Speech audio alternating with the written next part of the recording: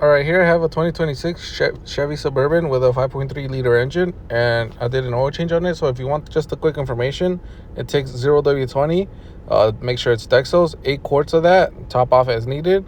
The drain plug is a 15 millimeter or a T45, I believe.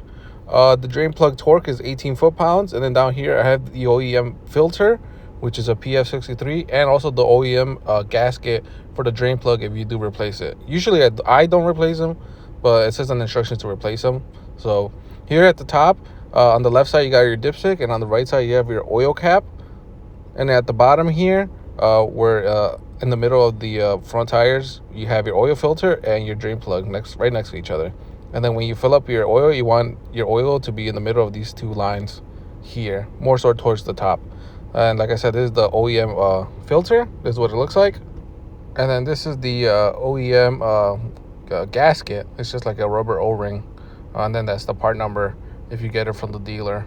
And then to reset your oil life, it says change oil soon. You're going to come here to the radio. You're going to press this home button, vehicle status, maintenance, oil life, and then just press reset, and then reset again.